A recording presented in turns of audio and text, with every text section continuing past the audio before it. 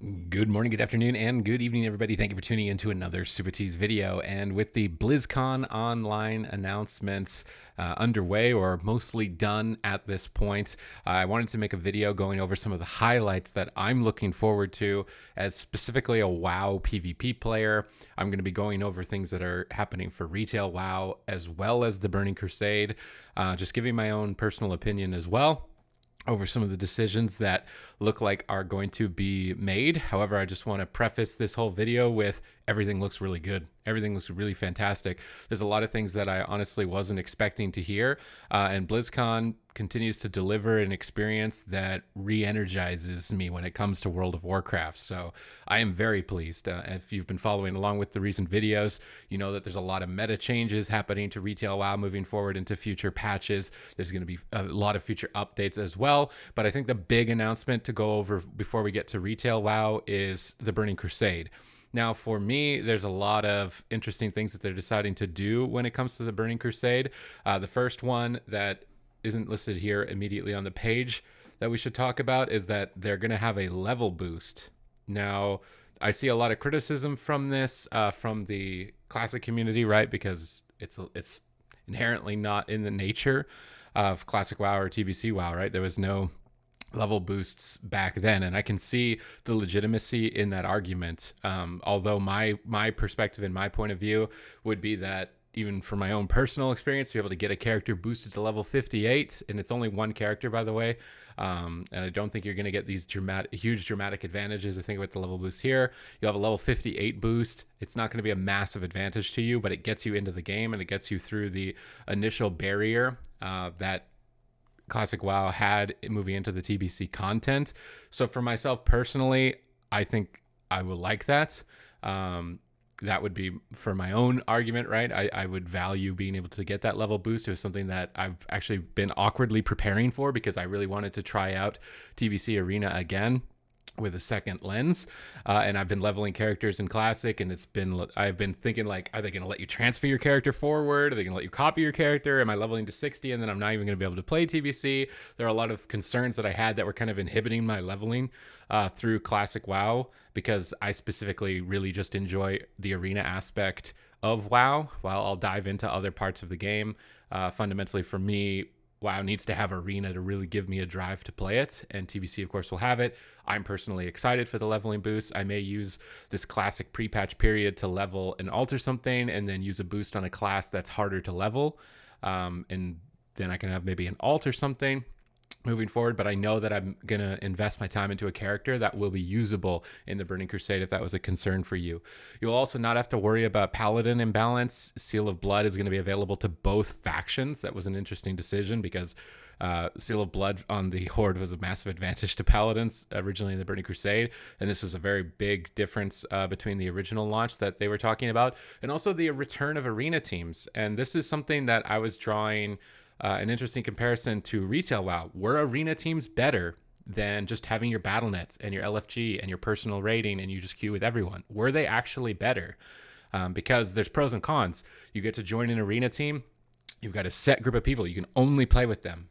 The advantages of that, you're going to build strong bonds. You're going to have to organize a regular schedule, and you're going to have to play and improve together, because if you rage and you leave, everyone loses their rating. So it encourages you to stick together as a unit. Downside, you can only play with those people on the team. So if they're not on, you can't play with whoever you want, right? They're addressing this slightly by allowing you 6 players on an arena team roster. This also likely means that arena team names are coming back, by the way. I'm very excited for that. So while I see the pros and cons of not having an arena team versus having this open-ended like retail, we're going to have both of them happening at the same time. We're going to get to see the direct comparisons, right? I see videos like Stoops' LFG video on, I can't find a team, I can't find people to play with. Well, this system will force you into making friends. And I think that's important because right now what the retail game doesn't do is force you to have friends, although that is actually the best method. It's not the best method to just jump into LFG like you're speed dating and trying to get someone to carry you to your rating and then you quit. That's just not to me, you're not getting the most out of the game when you're doing that. So I'm excited for this, and allowing 6 players means that, you could have 2 healers and 4 DPS, and any, combinations of those logged in, you could queue up for some arena matches. So I think that was a good move on their part. And they're also just introducing modern matchmaking modern matchmaking algorithms so that you fight equally skilled players, as these were not available back then. I have seen some interesting criticisms, though, of the TBC announcement from players like Snuts, and I got his tweet up here, where PvP seasons aren't released in the same schedule as they were originally in TBC, which means that their rewards are likely to be behind in power. And in his point of view, is this an oversight? Are they missing this? Because it could be a big deal, as I would imagine a lot of players also are excited to try that original gearing process where you needed to get to rating brackets and unlock your shoulders and go through that original gearing progression system, as well as having the arena teams. So this was a concern that I noticed on Twitter, and I'm wondering if it's going to be looked at or if it will be a problem. I would imagine things like beta, perhaps, hopefully. We'll get to see directly, like, where is the item levels on the gear? Where's the power? Is it going to be mandatory to raid? Can I just gear up only in PvP? There's a lot of cheesy stuff in TBC that you can utilize, though, that I would imagine they're not going to remove. Things like shadow resistance gear. And I'm maybe a bit curious, actually, to see if they do address things like that, because you can really mess with it. I also wonder if they will prevent queuing things like double healer. Notorious in TBC, Wrath Lich King tournaments. You played 2 healers and a DPS, like a warrior, and it was very long matches. There's no dampening.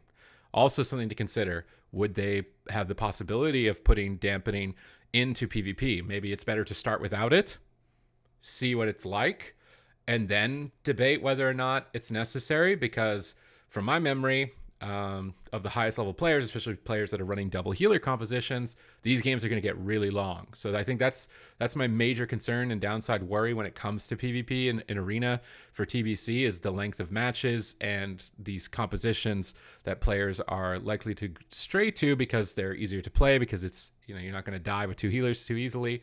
And you can just attrition your opponent with no dampening mechanics. So these are things that, don't put dampening in the game. That shouldn't be there. And I can see the fair argument for that. I think it would be wise to start with not doing it. But if it becomes a problem, I really kind of hope that they will be open to change, as opposed to the no changes vibe. Because I think that this could actually be a really cool secondary version of WoW. And again, because of the level boost, you'll be able to get up to 58 and start grinding through Hellfire Peninsula. I'm really excited to actually level through all that content again. I can remember raiding Karazhan. Karazhan was my first raid. So I'm very stoked about TBC in general. I'm very happy with what I've seen so far. And I'm excited to see it as a direct comparison with the systems that are currently available. Are these restrictions better or worse? Are they going to foster a better community building by restricting you to these teams that you'll have to build schedules around? Because that's something that I do, even though I'm not restricted, right? I'm playing with relatively the same people almost all the time, and that's allowing me to achieve the highest ratings. That's allowing me to build a bond with the people that I'm playing with, and allowing me to play the game regularly. The downside is that you got to just schedule the time. And then the people all need to be willing to try and to work and improve together at a relatively equal skill level. This system will force you to do it. So I'm very excited. And that's pretty much it for what I want to talk about as far as TBC PvP. Let's talk about retail. The first thing that really stood out to me was rewards. And I kind of like slipped this over by accident at the start of the video. But look at these things. They're the Gorm from Ardenweald. They're armored Gorm. This thing is so sick. This is going to be the vicious mount. So even if you're not a veteran high-rated PvPer, all you got to do is participate in PvP, and over time you'll accumulate enough to get this mount. So even if you're not the best, this is something you can work towards and get. I want this. I really liked the spider from the first season, and this thing is doing better than that, which is insane to me. And then also the Gladiator mount is going to be a little bit brighter. I like this tone. It kind of brings back almost similar to like the Frostworms from Wrath of the Lich King, with this brighter kind of white shade over top of it. And then of course the Mythic Plus seasonal reward as well with the Death Elemental. At some point I need to go over that for Mythic Plus, but rewards, there are just a ton of mounts coming from the mall, coming from all sources. There's quality of life improvements, like being able to mount in the mall moving into the future. I'm very excited overall. Everything in Shadowlands seems like they're being receptive to feedback. even though, right now you might be like, oh, it's just paladin mages in retail and they're not listening or something. But I think they are. And I think it's just as soon as these patches come through, like 9.0.5 and then 9.1, I'm very excited to see where retail lands at that point, because the small tweaks and improvements are starting to add up, and that's what people asked for. But then people are complaining that things aren't changing fast enough, even though they asked for small changes. So I think that it's ramping up to a good point at this point. I'm very excited to try out hopefully the TBC beta. I would love to get into that, try some PvP out. I want to make TBC PvP content. I also want to still make retail Shadowlands content. I think that I'm going to really enjoy both of those. So if you're interested in that, make sure you're subscribed to the channel.